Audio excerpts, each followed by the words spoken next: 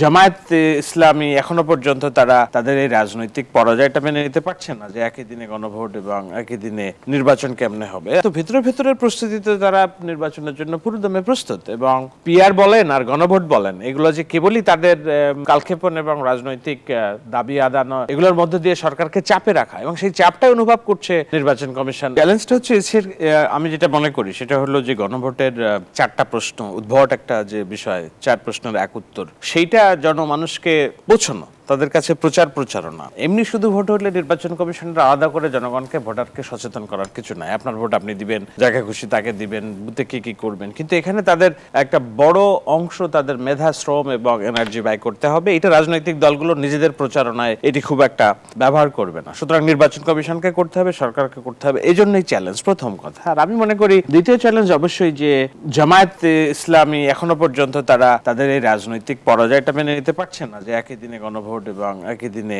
নির্বাচন কেমনে হবে। আমি নিউজ দেখছিলাম জামায়াত ইসলামের শ্রদ্ধেয় আমির শফিকুর রহমান সাহেব, উনি বলেছেন যে একদিলে গণভোট এবং নির্বাচন হলে গণহত্যা টাইপের কিছু একটা শব্দ ব্যবহার করেছেন। আমি জানি না কেন উনি এটা ব্যবহার করেছেন, অর্থাৎ রাজনৈতিক দলগুলো জেনোসাইড হয়ে যায়। আমি বুঝি না কেন, যে কিসের। হ্যাঁ, আবার উনি বলছেন কেউ ভোট ডাকাতি করতে আসলে হাত অবশ করে দেওয়া হবে। ডাক্তার মানুষ তো এইসব বলছেন আর কি, জেনোসাইড, হাত অবশ করা, আর এগুলো হচ্ছে যে রাজনৈতিক রেটরিক, যেটা পরিহার করতে পারলে আমাদের জন্য ভালো হতো। কিন্তু আমরা দেখছি যে ননস্টপ এটা ওনাদের নিজস্ব রাজনীতি। আমি জানি না এই রাজনীতির মধ্য দিয়ে ওনারা কি গেইন করেছেন।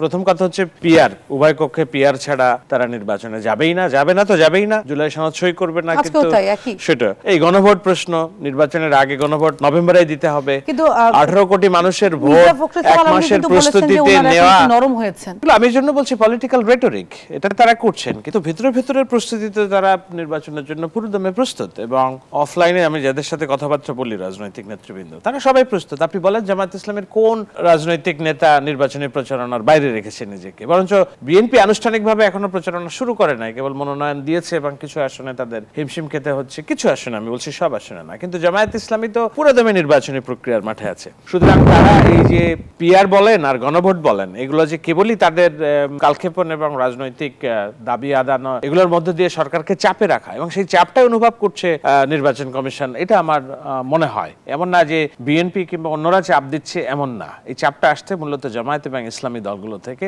সেজন্য তারা বলছেন এটা চ্যালেঞ্জ।